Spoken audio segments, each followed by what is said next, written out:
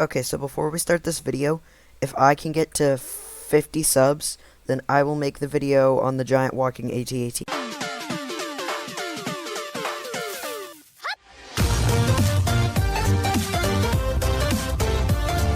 What is up, YouTube? I am Enator18, and in this video, I'm going to be starting a brand new series where I show you guys how to build awesome TNT cannons. So we are back in my TNT cannon test world, and right here I have a very basic cannon. In this first video, I'm going to be teaching you the fundamentals and like the various terminology and like different parts of the cannon. Oh, and at the end, I will be showing you guys how to build this exact cannon so that you can mess around with it and tweak it a little bit and just try and figure some stuff out. So let's get right into it. Okay, so first we are going to be talking about how TNT cannons work. So generally, a TNT cannon has a bunch of water and then with dispensers with TNT and other dispensers. And first, the dispensers above the water spawn TNT in the water that flows up to the front, and then a bunch of TNT gets spawned out by the front dispensers afterwards, and then when the TNT in the back blows up, it launches the TNT in the front forward. So let's just demonstrate that. So the front TNT gets spawned, and then this TNT gets spawned, and boom, gets launched and blows up. So now that you kind of know the basics of how a TNT cannon works, let's go over the different terminology and what different things are called. So in the back here, the dispensers that spawn the TNT into the water, these are called the power. They spawn the actual propellant that will launch the TNT forward, so it's like the power TNT. And then at the front, these dispensers, the TNT that comes, this mechanism is called the scatter, because it spawns a bunch of TNT that upon hitting the target will scatter all over the place. And then down here where actually that pressure plate wasn't necessary. These two fence posts right here, these are called the mounts. The mount doesn't have to be a fence post. It can be a few other things. I think in a future video I will go over the various different mounts and what the advantages and disadvantages of using them are. But for now, we'll just use fence post. And then this part is the barrel, this part over the top. You can make the barrel longer if you want, like by doing this.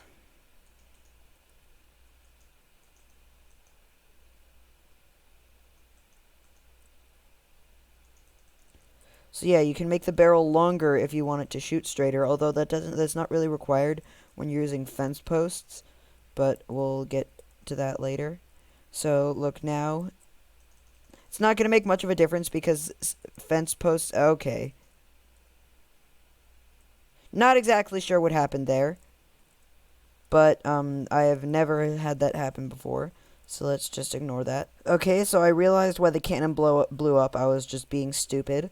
But now I'm going to not be stupid, and the cannon is not going to blow up this time. So yeah, I've rebuilt the cannon. I have not made the same mistake that I made last time. And so the amount of dispensers that you use for the power and for the scatter will affect how powerful your cannon is. If you have more power dispensers, then the cannon will shoot further. And if you have more scatter dispensers, then the damage it does when it hits something will be greater. So this cannon is a manual cannon, meaning that you fire it manually. You have to manually like activate the power TNT and the scatter TNT yourself.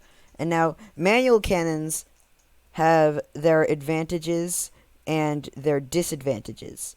The advantages of a manual cannon is you can easily, by waiting different amounts of time before you activate the scatter, you can choose how far it goes before it blows up, and by activating the scatter for different number of times, so like you could only activate it once or like 5 times, you can control how much damage your explosion does and how spread out that explosion is. So you have a lot more control, but it is easier to mess up and accidentally blow up your cannon. This is a semi-automatic cannon. It's where you don't have to flick the lever individually for each time with the scatter, but instead you have a lever with a super fast clock that does it for you. Like so.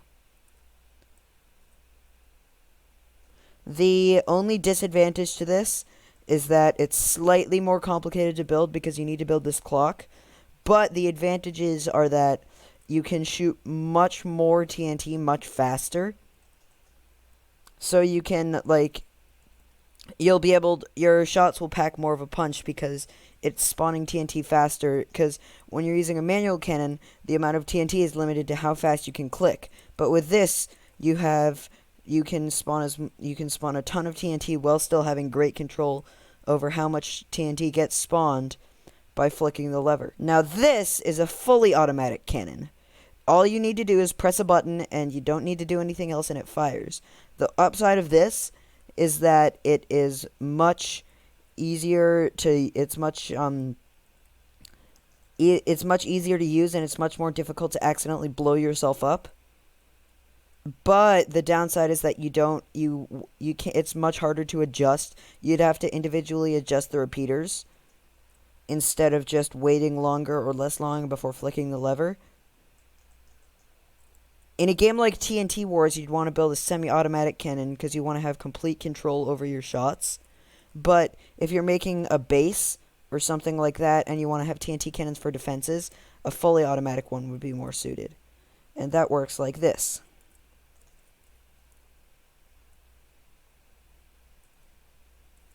Oh, wow.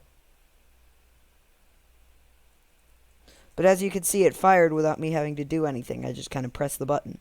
And for those of you who don't really who aren't super redstone people and don't really understand what's going on here, when you press this button, this redstone line powers all of these dispensers, and then these repeaters act as delays, so it takes 1, 2, 3, 4, 1, 2, 3, 4, 1, 2, 3, 4, so it takes much longer to activate. So this actually will take 1.2 seconds before it starts activating the scatter. And what's happening here is this is called a comparator clock. I'm not even completely sure how it works. It's just something to do with the comparator taking its own input and it making it go over and over again. But it just acts like a clock. And so you have this nice cannon that just works fully automatically without any human input. Well, like, of course you have to press the button, but there's still, but there's no other, like, advanced input required to activate the cannon. Now let's talk about the barrel. So with the barrel, you can adjust how high your shots go by, moving the barrel up or down. And for demonstration purposes, I'm going to replace the mount with a ladder, because generally ladders as mount blocks make the cannon shoot much higher. It'll go up into the sky. Like, if I get rid of the barrel here, it's going to shoot way up into the sky.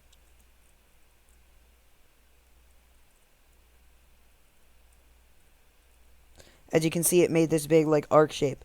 And I actually think I will talk about the various different types of mount blocks in this video, just because it makes sense, because it's an early thing you need to know. And so if I put a barrel up here, it will definitely not make it go as high. Actually, that barely went high at all. And if we put it down like this, and the reason this works, you would think it would be blocking these dispensers. But all that happens is the TNT just spawns inside this block and then falls down. And so it still works.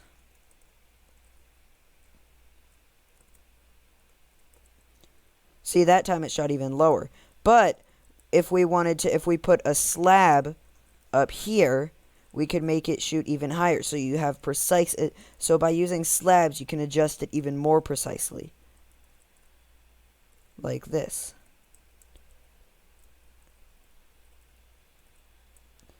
So that went a bit higher. And then you can just make it, you can basically use the barrel to make it go as high or low as you want. Well, obviously there are limits, but you can make it go almost as high or as low as you want. So now let's talk about constructing your own basic cannon, such as this one. So, to build your power, you generally want to, for a simple cannon, for a small cannon, you generally want to have 1 or 2 layers. And so you start by making the first layer. You want to make it in kind of shape like this. And like this.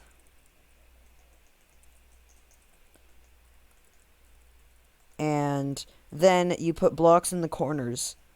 And you could make it you could make this with only 1 row or 2 rows or 3 rows. We're going to do 3 rows for the purpose of demonstration. And then you run redstone over the top like this to power it. And then you extend this out so you can have up to 5 layers of scatter. I guess we'll go ahead and do all 5. And we will use fence posts. And when you're using fence posts as your mount, so you can put your mount here. You can also use ladders if you want to go higher. With fence posts, you always have to put them in the floor. But with ladders, you put them like this. And there are some other mount blocks, but they're not as commonly used, and I'll go over them in the next video. And so you can... And if you're using fence posts as your mount, you have to put a pressure plate on top of the first one to stop the water from flowing over here. And the reason I'm putting fence posts here is because fence posts are 1.5 blocks tall, so if you put it in the floor like this, it acts like this. Of course, you could use a slab, but the reason you don't want to use a slab is because, the reason you don't want to use a slab is because slabs block the explosion. Because with, the entity collisions are like this, are 1.5 blocks tall. The block still only takes up the block down there, so the explosion can go through the part above. So it can go, the explosion force goes through here, and even if something's on top of this, launches it. But if you have a slab and something's on top of it, just because of the way explosions work, the explosion gets blocked by this, and the TNT does not go as far. It's the same reason why you can't just not have a mount block and use blocks like this. Ladders are also transparent, so that's semi-transparent, so that's why they work as well. So, and I would not recommend putting 6 rows of scatter because it will, I would not recommend putting 6 rows of scatter because if you do, the ones all the way at the end might not fully make it out of the barrel and your cannon will blow up. And so you can have scatter on both sides like this, but it's more complicated to wire because you have to have a... If you're doing... Well, actually, it's not that much more complicated to wire. If you're doing manual, then you want to run redstone. Or if you're doing manual or... Yeah, if you're doing manual or semi-automatic. Actually, no matter what, if you have it on both sides, you run it across like this. You put a block here, depending on how high you want your barrel to be. For now, we'll just put the barrel up here. And you want to put a bunch of blocks like this. And you want to put a redstone here so that it connects both sides.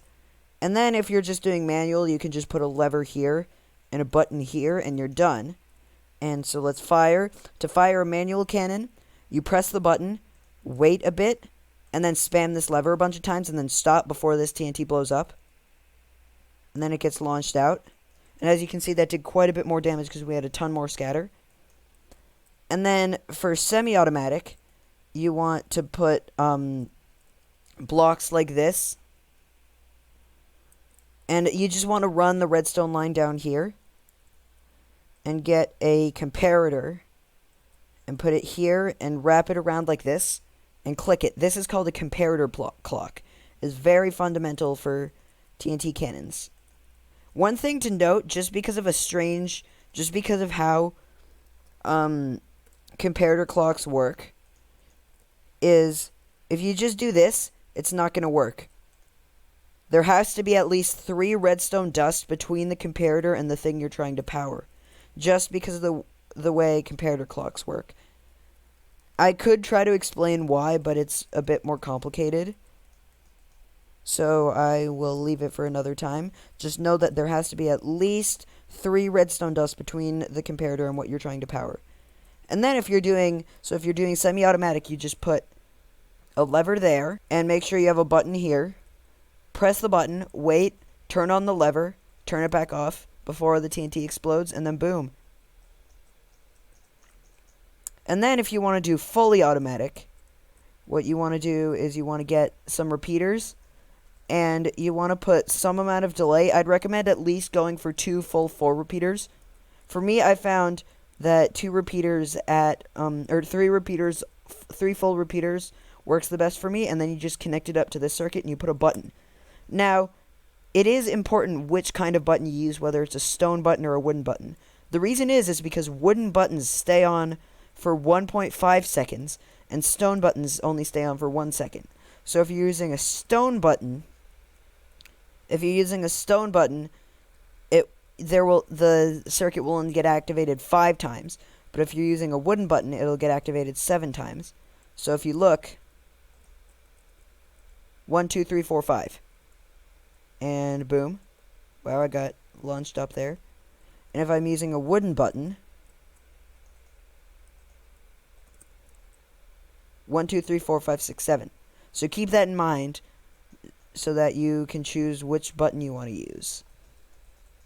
And so here is your basic TNT cannon.